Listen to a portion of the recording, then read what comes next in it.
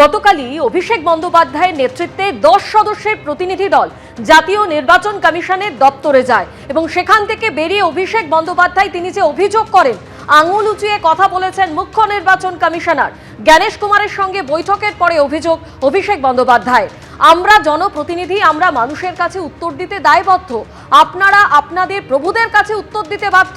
জ্ঞানেশ কুমারের সাহস থাকলে সংবাদ মাধ্যমের মুখোমুখি হন, বাইরে দাঁড়িয়ে আছি, আপনি বাইরে এসে সাংবাদিকদের মুখোমুখি হন।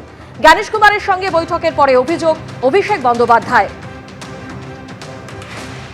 उनको लगता है गला उठा के बात करेगा और थोड़ा बहुत जोर से बोलेगा तो सब दब जाएगा। हम लोग जब बात करना शुरू किए, पहली बात तो जब कोई बोल रहा था वो रोकने टोकने लग गया। He started losing his temper, मेरे तरफ उंगली उठाने लग गया। हम लोग जो यहाँ पे बैठा हुआ है जनता का वोट से चुना हुआ है। We are answerable to the people at large. You are answerable to your masters. I am answerable to the people of my state. आप उंगली नीचे करके बात करिए। उनको लगता है कि हम जो बोलेगा वो सुन लेगा। Apart from 2 or 3 basic questions, he has failed to answer any of the valid questions we have raised. He thinks the people of Bengal are his subservient. He thinks people of Bengal and we parliamentarians and the ministers, the MLAs or the MPs who have been elected by the people, standing in long queues by exercising their franchise, are they bonded laborers? People of Bengal are made with different, they're made different, they're built different. We are not built like that we will bow down before you. We will not sell our spine.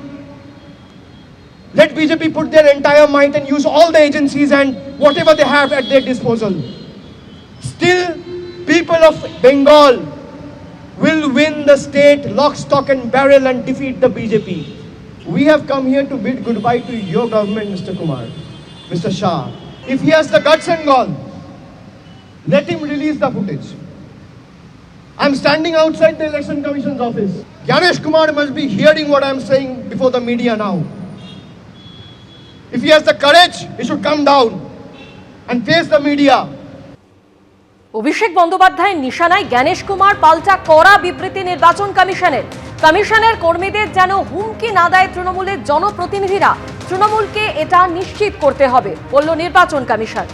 BJP নেতা সজল ঘোষ এই মুহূর্তে টেলিফোনে আমাদের সঙ্গে রয়েছেন। সজল বাবু, একদিকে অভিষেক বন্দ্যোপাধ্যায় তিনি যে অভিযোগ করছেন যে জ্ঞানেশ কুমার তার দিকে আঙুল উঁচিয়ে কথা বলেছেন এবং কেন তিনি এটা করতে পারেন না, অন্যদিকে নির্বাচন কমিশনের তরফে যে বিবৃতি সেখানে বলা হচ্ছে যে এটা তৃণমূলকে নিশ্চিত করতে হবে যেন কমিশনের কর্মীদের কোনো হুমকি না দেয় তৃণমূলের জনপ্রতিনিধিরা।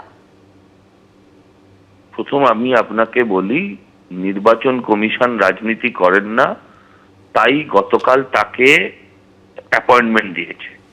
গতকাল তাকে অ্যাপয়েন্টমেন্ট দেওয়াই উচিত হয়নি, কারণ অভিষেক বন্দ্যোপাধ্যায়ের লক্ষ্যটা ছিল স্ক্রিন শেয়ারিং। যেহেতু কালকে অমিত শাহজির অনুষ্ঠানটা ছিল, অনেকগুলো কর্মসূচি ছিল, সেই কর্মসূচিতে স্ক্রিন শেয়ারিং করার জন্য টিভি মিডিয়াতে নিজেকে ধরে রাখার জন্যই কাজটা করেছে।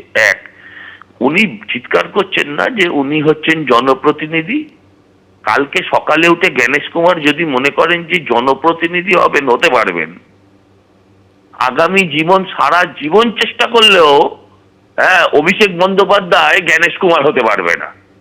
শিক্ষা দীক্ষায় বলছে আঙুল তুলে কথা বলবেন না, এটা কোনো নির্বাচন কমিশন আঙুল তুলে কথা বলে না বলেই আমি বিশ্বাস করি। এটা হচ্ছে পুরোটাই খিচমেরি ফটো। কেন নির্বাচন কমিশন কেন এই তালিকা ওকে দিতে যাবে যে কত বাংলাদেশি কত রোহিঙ্গা আছে? কারণ নির্বাচন কমিশন তো কখনো বাংলাদেশি বা রোহিঙ্গার কথা বলেনি। বলেছি আমরা যারা রাজনৈতিক দল, তোমার যদি তালিকা চাওয়ার থাকে তুমি আমার কাছে এসো, তুমি আমার নেতাদের কাছে যাও। ওখানে তো তারা একবারও বলেনি বলুন কত বাংলাদেশি আছে, কত রোহিঙ্গা আছে, একবারও বলেছে নাকি নির্বাচন কমিশন?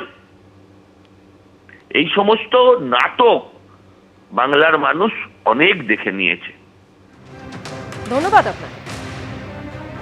আর এই মুহূর্তে আমরা টেলিফোনে যোগাযোগ করে নিয়েছি তৃণমূল কংগ্রেসের মিডিয়া সেলের ইনচার্জ দেবাংশু ভট্টাচার্যের সঙ্গে। দেবাংশু, একদিকে আমরা দেখলাম অভিষেক বন্দ্যোপাধ্যায়ের হুঁশিয়ারি এবং তারই পাল্টা কড়া বার্তা নির্বাচন কমিশনে।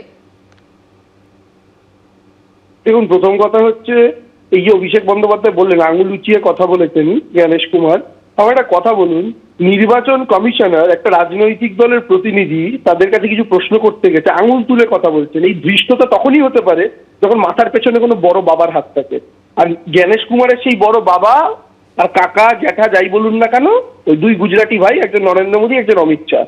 অভিষেক বন্দ্যোপাধ্যায় তো স্পষ্ট বলেছেন, গোটা যে মিটিং পর্বটা হয়েছে তার সিসিটিভি প্রকাশ করুন।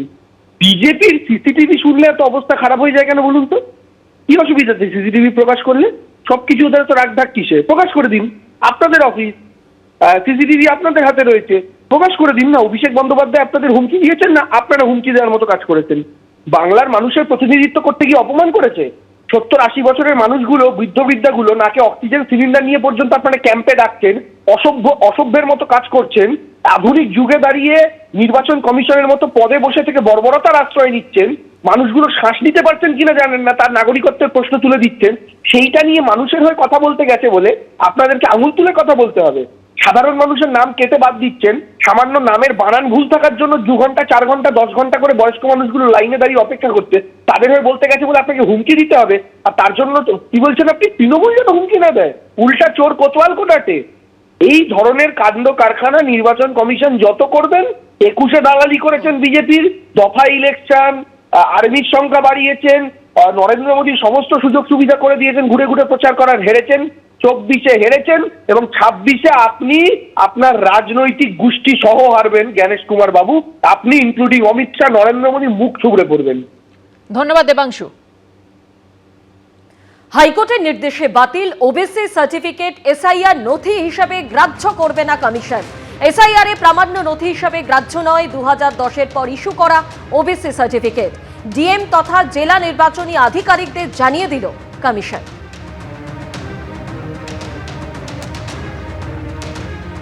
রাজ্যের নতুন মুখ্য সচিব হলেন নন্দিনী চক্রবর্তী। রাজ্যের নতুন স্বরাষ্ট্র সচিব জগদীশ প্রসাদ মীনা। স্বরাষ্ট্র সচিব থেকে মুখ্য সচিব হলেন নন্দিনী চক্রবর্তী। মনোজ পন্থের জায়গায় নতুন মুখ্য সচিব নন্দিনী চক্রবর্তী। মুখ্য সচিবের সমমর্যাদা সম্পন্ন পদ। মুখ্যমন্ত্রীর প্রধান সচিব হলেন মনোজ পন্থ।